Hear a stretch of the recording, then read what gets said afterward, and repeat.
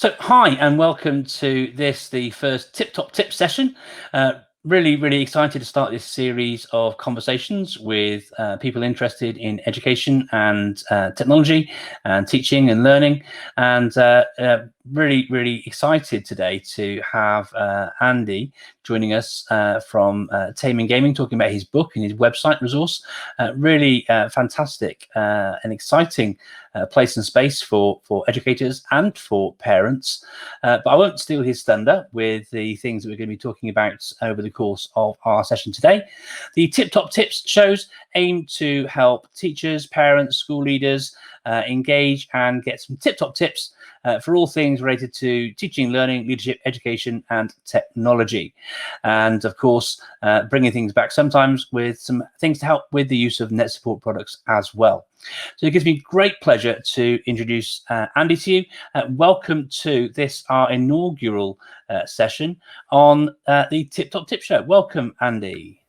Thanks for having me. I'm first in. This is exciting. Yeah, it really is. For those who aren't aware of you and the work you do and the book you've got and the site you've created, could you just share a little bit about yourself, your background, and how you've got to where you are with all of this, please? Mm-hmm. Yeah, so I'm a journalist. I've been writing about video games and the family and education for about 15 years or so. That kind of started when the Wii came to fruition, and suddenly games became something that wasn't just for kids, but actually parents and grandparents got in on it as well. And that's when I was just making my sort of mark in journalism. And so I kind of, hit a groove there and carried on, but have continued to track with what's this intersection between technology in the home and families and this entertainment of video games. And that's been in different places over the years. So, I write for national newspapers, I'll do pieces for TV, but usually if there's either something negative's happened and there's a sort of people are worrying about a particular game or some things suddenly becoming very popular, I'll pop up to talk about it and sort of dig into the background of what's going on here. But then also just providing information to try and help parents navigate and teachers navigate this space, whether that's for something that you might use in the classroom or whether that's something in the home. And then most recently, that's sort of come together in this, what's been a 3-year project of creating this Taming Gaming book, which is for parents, and sort of helping them gain literacy and confidence through understanding what technology and games can offer kids, while also not ducking issues that they might be worried about, whether that's violence, addiction, gambling being encouraged, the sort of dangers of talking to people you don't know online. So that's kind of where I've sat for a long time, and this book and the database that goes with it, I'm sure we'll talk about, that's what's grown out of that. Fantastic. I'm just thinking about, a lot of the work I do with schools involves sort of confidence, and I'm guessing, with my parent hat on for a second, how parents engage with their young people with gaming will vary based upon experience and confidence and things like that. Do you have any tips for parents who are a little bit lacking in confidence about how they can approach sort of engaging, or where the best practices are about supporting their children who will often want to get into gaming and playing games they've heard about, Fortnite or whatever, from their friends at school, and want to play these sort of things? What sort of tips would you give to parents who are wanting to support their children but aren't quite sure what to do? I think the first thing is not to worry too much about it. That games are just another media, but they're obviously new, and so they can seem kind of scary and a bit worrying, but really they're not hugely different to when books and film and other sort of media comes onto the scene. And if you look back through history, we have worried about those. When the telephone first arrived, there was various moral panics about it, or even just the novel being this portable fiction that you could take with you, was worried it was going to distract people. And so I think that's the first thing. There's also, I think parents, teachers as well, maybe sort of get caught in this pressure from two sides. We're supposed to see technology and games being part of that as something positive in our children's lives, and they can get benefits from it. They're learning things and they're connecting with people. But on the other side, we're under pressure to not let them have too much screen time. And kind of the parents and carers in the middle are kind of left to try and figure this out. And so I think demystifying and taking the pressure off, worrying about just screen time is a really good step, because actually that's quite a poor measure of working out, is your child doing well or not? The better question to ask is, Are they engaging in family life? Are they sort of doing the normal stuff? Are they going outside at meal times and that kind of thing? And also, what are they doing on the screen? So rather than just worrying about screen time as kind of a catch-all umbrella, because they might, particularly at the moment, they might be doing all sorts of things, and they maybe have 6, 7, 8 hours of screen time in a day, but actually that's talking to grandparents, that's doing some schoolwork, that's catching up with some friends, whether that's Fortnite or Rocket League. So I think that's really helpful to see that.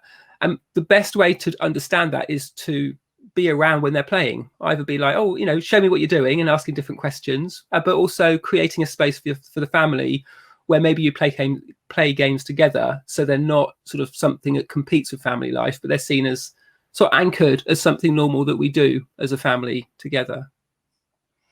And that's really helpful. Thank you. So I'm guessing then that your book, Taming Gaming, sort of explores that in more detail. I'm guessing. Could you share a bit about what people who buy the book could expect to find inside? Yeah, so on from that advice, I'm often saying a good thing to do is to try and help your child have a wide diet of experiences, like I was saying, different things.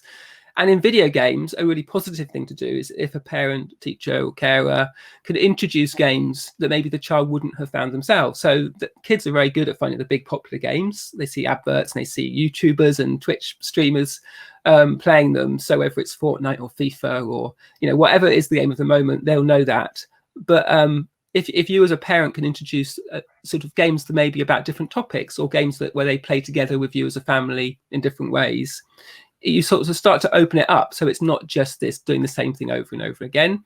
And I would often say that in a school setting maybe, and realize that was okay for me to say, because it was my job to keep up to date with what were the really interesting, educational, the great games that were bubbling up. And so I quite quickly realized that we needed to create a resource for anyone who wanted to find unusual games. And that's what this book is really. The second part of the book is a whole load of what I look at really as recipes. It's almost like a cookbook for games. And you have these double page spreads where, you can flick through and find games presented, like what do you need to play them? What will you get out of it? How long will it take? How many players? And then these kind of serving suggestions of how other families have played them together to help you start to sort of broaden that diet. And then the start of the book is kind of then the legwork of, well, what is the problem about violence in games? What effect does that have on kids? And what about addiction? What is good advice? What is the WHO saying about it? And you hear lots of headlines. So digging into the science behind that, and not saying it's not a problem, but trying to find some firm ground to say, okay, this is what's happening, and here's some things you can do. And the through line of it is really to say, if you can play games with your kids, that's great. But also if you can play games yourself as a grown-up, then that's a really positive thing, because then you're in on this media rather than being an outsider. No, that's fantastic. I mean, clearly looking at just what's behind you there, and that isn't who are watching this. This is not a new background that we're using in Teams or anything like that. These are actual consoles behind you. Yep, it's really in our preamble conversation, Andy, you as you learned from our discussion, I'm a Pokemon Go player with my own children, and the thing I like about that is it gets us out and being sociable. And you were able to sort of show me through the website resource that you've created, which I'll pop the link up again. And if you're listening to this, this is the link to all this is in the show notes. So please don't go through and find that there at taminggaming.com. But could you talk a little bit about how you can use that resource to actually find games that give you experiences? Because people often, like you say, know about games that are well advertised and they've been in the media and so forth and so on. But in our conversation, you shared lots of games which enable you to get out. There was one that promotes running and all sorts of things. Can you share a little bit about that for me, please? Yes, that's a really good, that's a good next step in this, because having created the book, that was great. But I realized obviously you can't search the book, and so you can flick through and find games sort of just browsing, but often what parents have got is a very specific question about a specific game. And so what we did was start to create this database. We thought was going to be quite small. There's about 60 game suggestions in the book, so that was the plan, have 60 game pages that you could then search, and the database pulls together games in different groups, so in unusual categories, a little bit like Netflix does. So games that are educational, games that get kids reading, or games that help promote calm, games you can play together in the family. And because of that, and because of the ongoing pandemic, it just became very popular. Loads and loads, thousands, in fact, parents every day were coming and searching it, and it ended up on BBC Breakfast. I woke up one morning, I was like, why is there 20,000 people looking at the database? And then I saw on Facebook, oh, it's they've used it on the Breakfast Show. So that's now grown, and it's now about 900 games as we've kind of expanded it. And so it's this quite unique resource that a parent can go to it and look for a game and then find lots of alternatives. So I've got it here. So if we bring it up, I can kind of just show you, how that works in practice. So this is just the home page, and we'll just display, what games are currently being added, what's being featured. But what you're likely to do is maybe your child is playing a particular game, and you're not sure, is this a good game? Is it appropriate? And I'll just use a very obvious one, a popular shooting game, Call of Duty. So you would search for that, and then you can browse down, find the entry for Call of Duty, and every game in the database has this same game page. So you have one screenshot that shows you what the game is like. If you click play, I won't do that now, it takes you straight to a video, but at the point where you'll see actual gameplay. Obviously, you have the game ratings displayed here, a preamble about the game that's been written by a parent and doesn't have any jargon, avoids talking about shooters or platformers. So the idea is that any parent can read that and understand it. But then the other things which are important to know as well, for instance, the costs. We often hear a lot about loot boxes and season passes. Well, what does that mean? And so on each of our game pages, we describe that. How long it takes, in a family, if this is a 100-hour game, you need to know that before you buy it, because obviously you're introducing your child to this experience. And some people would see that as positive. Well, what great value. There's this entertainment that's going to last hours and hours. Whereas other families will want to find shorter, more contained experiences that then finish, and then you do something else. And then obviously how many players, and particularly pertinent in this area is the age rating. So we work closely with the ratings boards to get the examiners' reports behind the rating. So we know this is a PEGI 18, so that's suitable for adults. But then the detail behind this, either in the UK or with the US ESRB rating, helps you get a wider picture. So by the end of this, you may well think, okay, if my child's not that age, then maybe they're not ready to play it. And we don't make any judgments about what is and isn't right. We're just providing information. But then we want to have a different conversation rather than just a child saying, I want to play this, and a parent saying no. Then at the bottom, we provide these alternatives. So these are games we've selected by hand and offer a similar kind of interactive shooting game. But as you can see, they're ordered by age rating. And so if you've got a child that's younger, you wouldn't just say, no, don't play Call of Duty. You could actually say, well, why don't you try this? Or why don't you try that? And some of those might be popular games you've heard of, like Fortnite, but maybe less sort of well-known games like Super Hot, which is a really interesting way you can pause time, and in the game, time doesn't move forward unless you're moving. So you have some really interesting interactions going on, or sort of more lightweight shooting games that are more like paintball, which is this Splatoon game. So the idea is that creates a very different conversation in the home.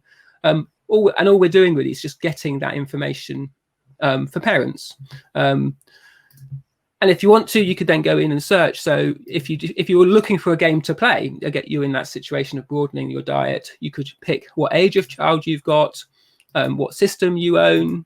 And, we're not just pushing the latest systems. You could pick some older systems, and we'd have lots of suggestions for that. And maybe you think, actually, I don't want to have a game that's going to offer loot box purchases to the family. So you do your search, and then you get a very tailored set of games coming back. And then just the final way you might use it is with the lists. As I was saying, we have lots of Netflix style lists which group together games that me and sort of other family experts have found useful. And the idea is this is another way to uncover unusual experiences. So, we've got a topic here, you come to terms with aging. Often in games you play characters at different ages, and that could be quite an interesting interaction. Probably in this context, if I come down to the educational games, you can see we've created some lists around games in education. So we have our main one here, which is just games which offer an educational benefit in a broad way, but also lists of games that maybe get children talking about things or reading. We did this list in collaboration with the Literacy Trust. And so you have a preamble about, what is this category, and then all the games are here. And then all you have to do is just click on a game, and you can see all the details about it. And if you want to, you could then filter those lists. So say you're looking at games about reading, but actually you've got younger children, so you would pick the younger rated Peggy 7. It updates the page for you, and then you have a list of games which is not only about reading, but is about reading for the under 7s. So there you go. Hopefully that makes a bit of sense. It's one of these things that is like, where do you start? 'Cause there's so many ways in, but that gives you absolutely. And one of the things when you we chatted previously, Andy, that I really liked about this, I mean, not only is it sort of supporting positive aspects and learning about different types of games and things as well, could you share, please, and just explain how the site, the database can be used to help support those people who might have like additional learning needs or accessibility requirements? Because that was something which I thought was really, really unique to this resource, and super useful for SENCOs in schools that are looking for, people who might feel excluded sometimes from being able to engage in games. There's a lovely feature in here. If you could sort of talk through that, that'd be absolutely brilliant. Yeah, that's a good point, actually. I forgot to mention that. So we had a bit of funding as part of the Playability Initiative, which is a charity that's creating games with an accessible focus. And that's one of the challenges for video games, is that there's loads there, and there's loads of great information about, what games offer, how hard or easy they are to play, but that's often split up, and it's all on the kind of the store pages or on a website review here, there, and everywhere. So we've done a lot of work to bring that together and encode that information in the database, so that you get one of the sections in every game page is the accessibility section. So we specifically say what accessibility features the game has. And this might be something like a cognitive accessibility need. So this game in particular I've picked here has been flagged as a low pressure game, which means the player isn't put on the clock. They're not under pressure to do things within a particular time. And for some players, some children or some adults, that's actually either really important or actually just something that they enjoy. And then also in terms of other areas of accessibility, where you get assistance with the game, where if you've got a visual impairment and you maybe struggle to see or to read text that's very small, we can talk about how much reading is there, and also then how clear or how large is the text in this game. And in the same way, you think about motor disabilities or impairments, like how many buttons do you need to press or to move to play this game. One of the things in that area is if you have to rapidly press a button, that can be a real barrier to players, or if you have to hold a button down, so that lots of those criteria are there as well. And in each of these, I won't get down the full list, but in each of these you can then click on that low pressure item on that particular game, and it will then bring up all the other games which are flagged as low pressure. Or you could also take it another direction. You could do a search, and you could click the accessibility features and again pick low pressure or another combination. But you can then combine that to say, well, I want a low pressure game, but the kids in my class are maybe 12 and under, and I know we've got access to, we'll pick the Switch again. And again, you could say, I don't want loot boxes or a certain sort of purchase. And so you get this combination search. So if I click search now, you'll see a number of games come back, and we're still getting 54 games here, even though that's quite a specific criteria. So you could then continue to refine that. And this search is then available to you on the URL. You can just copy it and share that in your organization, and it will always bring back that same search result. So you've got your own tailored search, and at the top of the page, it describes in some detail, what it is that you've picked. So the idea is it's just uncovering the information that's there, and we've worked closely with accessibility experts to achieve this, and they've been very generous with their time. So I've learned a lot as well about this area. So it's been great fun. No, I think that is a really fantastic aspect to the offer that you've got through the resource, Andy, and will be of great interest to people who work in education right across the board, and obviously parents as well. Going back to the parent thing, though, and obviously, through our conversations and the chat we've had today, that I'm a bit of a gamer myself, but not every parent is like that. So to those parents who would say that games are a distraction and games are a waste of time, and my son's playing Fortnite for 8 hours a day, but I'm struggling to get him to do his maths for an hour. What would you say to them? What sort of tips would you give to parents and or teachers who might be having similar conversations? It might be a parent who's got in touch with a teacher, a form tutor, let's say, if it's secondary. My son's playing or my daughter's playing too much of this and that and the other. What would you suggest? What advice would you give to them, Andy? I think the first thing is to understand what it is about the game that's interesting, what's attracting them to play that. Because kids are quite savvy; they'll play games for a particular reason. I think it's easy to think, oh, they've just been tricked into playing it because of some clever adverts. But usually, it is something interesting about the game that's happening that means that they want to play it. And a good place to start are the game page that I've got up here. So this is the one for Fortnite. But equally, spending time talking to kids and understanding how they play, and just sitting with them as they play, or maybe playing it with them. And they're not going to want you there every time you're doing that. But my experience is that actually kids love talking about the games they play, and you learn a lot about them. Then on the database, if you do that, you can then find some alternative games which would have an overlap with the sort of the play style that they've got. But you might find games which offer a different challenge or take that experience in a different direction. I think here's where you hit the opportunity to kind of pivot, particularly for kids who maybe aren't engaged in education as deeply as they might be, or maybe kind of dropping off the edges.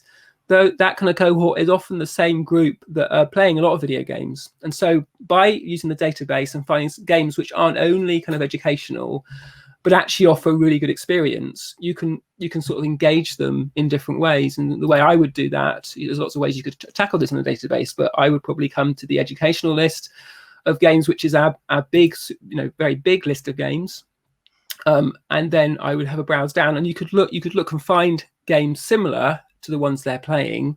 But then these all have kind of they're not designed with educational in mind, but they have the way that you play them, or the way you have to strategize, or the kind of the way you're interacting with the world has various educational payoffs.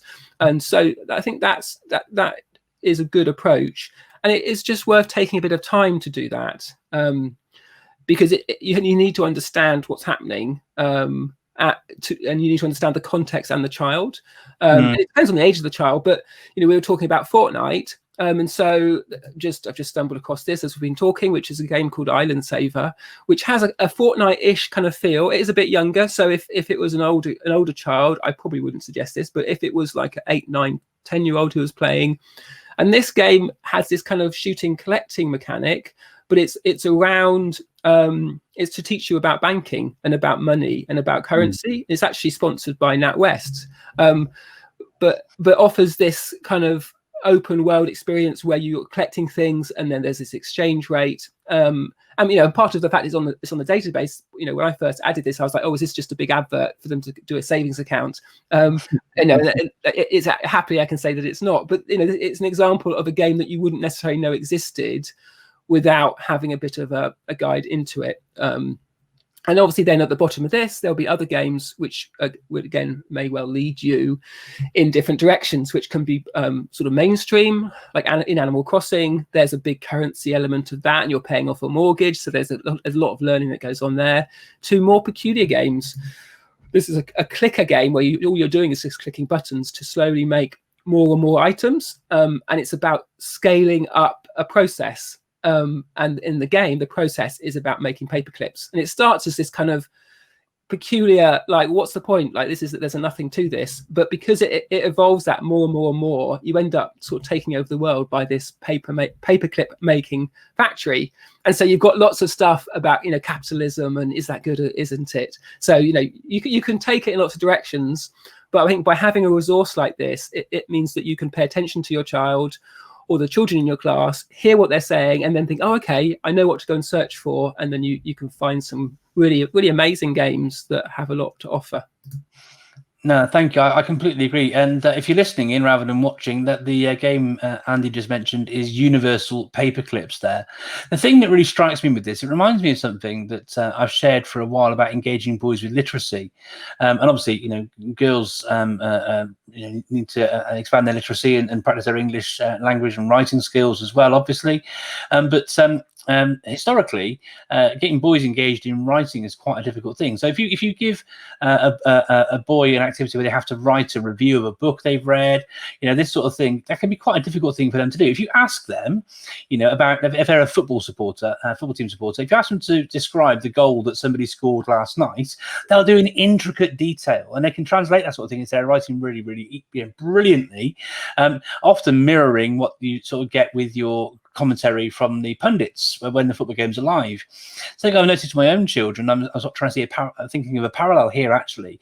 When I'm listening to my own children playing Fortnite and they're talking to their friends and they're describing the Vic they just had at the end of that round, and the explanations they give about how they've actually gone and the things they've done and the builds they've had during that process is exceedingly intricate. And so I can see actually another great educational link into all of this would be to actually think about how you can use their experiences in the games to actually create some great writing and frame it around all of that as well. And the ability on your consoles like your Switches and what have you to take screenshots as you're doing your gameplay and things could really lead in quite nicely to that, and would be a great way that educators can actually tap into their outside interests actually in a way which links directly back into the curriculum and the activities they do as a child. You're giving me lots to think about and lots to inspire me, Andy, with the resource and our conversation. Thank you very much indeed. But there's so much here, Andy. Before we start to wrap up, was there anything else that you wanted to share in our conversation today? I think, I mean, just looking at some of these, like just what you're saying, looking at some of these games about reading, there's a few things I think which you don't necessarily understand if you're not a frequent gamer, is that as well as the central game, it's what you're playing, there's this whole context and the community around it. And that's what I think you're describing here, is that children and players are used to talking about games and writing about games. And because it's what they want to do, they're very keen on that. Yeah. And so there's a lot of other work that goes on around. There's a lot of literacy that goes around it. And some games, like there's a game, Knights and Bikes, actually comes with it, a spin-off fiction that's official. Along with that, there'll be lots of kind of unofficial fiction that children and other players will write because they want to kind of be in this kind of fantasy universe of the game. So I think that's really helpful to understand. But also some games do a lot of really quite detailed literacy work. There's a game, Penrose, that is actually essentially an interactive fiction book. But as you're reading, you can change words. And so you're one of the chapters, you're trying to get into this warehouse to find a clue. And as you jump over the fence, you come across a generator, and it will say the generator is seized, which as in it's stopped. And so there's no lights on in the building. And you can choose to change that to say the generator is running. And as you change it, the rest of the text of the game of what you're reading changes instantly, but has implications. So you might turn it on to running, and then it means then the lights are on in the building. And so as you read on and you're exploring, it's easier for the character to see. But equally, you've also enabled the alarm system. So later on in the chapter, they have to try and escape, and they've now got a different challenge. And all the while they're reading this, you're changing words and working with the text, but then seeing the implications of what you're doing. And it then, lots of games do, it then takes that in a layered way. And you'll do this for one character in one chapter and another character in another chapter. And the two chapters are also interacting with each other. So in terms of getting to grips with not only with reading, but the sort of structure of text, suddenly you've got this tool and kids just kind of get it. And they want to kind of engage in a way which would be quite hard to do if you were just sitting them down and saying, okay, we're going to talk about literary structure today, And so I think games are good at that. They kind of create space that's fun and playful and invite children into engage in that space in unusual ways. And that's what I see again and again, that games are just really great at creating unusual spaces and then enabling, whether that's education, whether that's calm, whether that's just some fun with family, in a way that I think is just really helpful. No, I completely agree. And, putting, the Pac-Mans and Outruns of this world to one side for a second, some of the games that I remember most from my childhood were things like the Boggit, which was an adventure game where you'd be sort of placed in somewhere and you had to sort of type what you were going to do next and getting into all that sort of textual-based thing as part of the story and the engagement and that. And Penrose seems like that, but on a much, much more interesting scale. And what's great to see as well, really, is how the conversation about using games in education has sort of moved on considerably since my youth anyway. I suspect I got a few years on you, Andy, but certainly things have definitely moved on considerably since those times. I'm mindful as well, actually, and I was going to wrap up, but I want to sort of follow up as well, because I remember in our conversation you were talking about the ways in which there are other games that are in the database as a resource, which can help learners think about their own mindfulness and their sort of mental health and well-being. Did you want to share a little bit about that before we wrap up as well? Yeah, so this is, as I was saying at the beginning, this is kind of one of the areas that I think started us off, really, because we weren't really expecting it to become this big project. It was supposed to be a little side project while the book was being printed. And so if we go down to the bottom of the list, so each of these little images is a separate list. So if I'll whiz down to the bottom and the screen will catch up. So we've got educational lists, lists for getting started, and then some here around identity and mental health. So I could just pick out some of these. So each of these, we've either we work with experts, or we talk to families and pick out our own games that have a particular benefit that maybe you wouldn't expect. So the first ones here was this Find Calm. So these are games that either are designed to offer a calming experience to a child, or a player of any age, or again, create a space that you can enter. And it's almost like stepping into a cathedral or a kind of a quiet space, and the tone of your voice will change, and you lower your volume as you kind of explore these spaces. And what you realize is happening in all sorts of different ways, that you're getting a chance to step out of everyday life, not just for escapism, but actually to do some often quite meditative work and just reflection, and just sort of coming back to yourself at the end of the day. And we find that a lot of kids do that. They're busy at school and they're doing their schoolwork, whether they're at school or at home, and then having an experience, like these, whether you're just going and exploring a forest or a desert, or maybe you're just slowly tinkering away with a town you're sort of putting together, or following kind of a storybook narrative. It allows you to take that pause and sort of come back to you in the moment, and set aside the things that are maybe worrying you, and have a bit of peace. So that this list is quite long now, because we continue to add to these as we add games to the database. If we go back, the other one I mentioned was about gender and identity. So again, we work with the Mermaids charity here, and these are games, again, that can be quite a contested space, but they can kind of create this calm space for all sorts of ages. And some of the games included here will be for adults, and some are for children. Again, if you wanted to, you could filter the list. But these are either games where you've got protagonists from diverse genders and perspectives, or they've been created to communicate what it's like to be in a particular space in a particular moment. And so again, we sort of combine our expertise of what games are there with someone else's expertise about a particular topic. And it can be a really helpful way, I think, to explore some of these topics, because addressing it in a game, it's not like sitting somebody down and saying, let's talk about gender. It's a conversation, and it's a bit more like going on a car journey with somebody. And so the conversation that you have is a lot more nuanced and a lot less kind of one on the other, because you're talking as you're going and as you're in these spaces together. So I think that's been a pretty positive part of putting this on the database. Well, that's absolutely brilliant, Andy. Thank you so much for taking the time out of your day to come and share some of your top tips. I mean, it's not just the tips you've shared, but also the resources there. I mean, I know they're going to be a real interest to the education community massively, and obviously many teachers are parents too, and will find it really useful for their own sort of personal engagement with their children as well. For those people who want to find out more about you, I mean, we've got the ticker going across the bottom if you're watching us on YouTube. If you're listening to us as the Netsport Radio podcast, could you share where people can find more about you, and then we'll wrap up?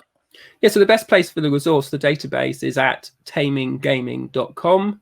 The Taming Gaming book you can now buy on Amazon or Waterstones or independent booksellers. But if you've got specific questions about games, or you just like some direct advice, I'm always happy to engage. You can contact me on Twitter as GeekDadGamer, or you can email me if you like, which is editor@taminggaming.com. And I'm usually pretty quick to reply, and really enjoy those conversations. So I would encourage you to get in touch if you've got some questions, or if you disagree. I'm happy to have a debate. I haven't got it all sorted, and I'm learning as I go. So I'm up for those conversations too. That's fantastic. Well, thank you again very much for taking the time out to come and share with us today, and I look forward to connecting with you again in the future. Thanks, Andy. Thank you. Cheers.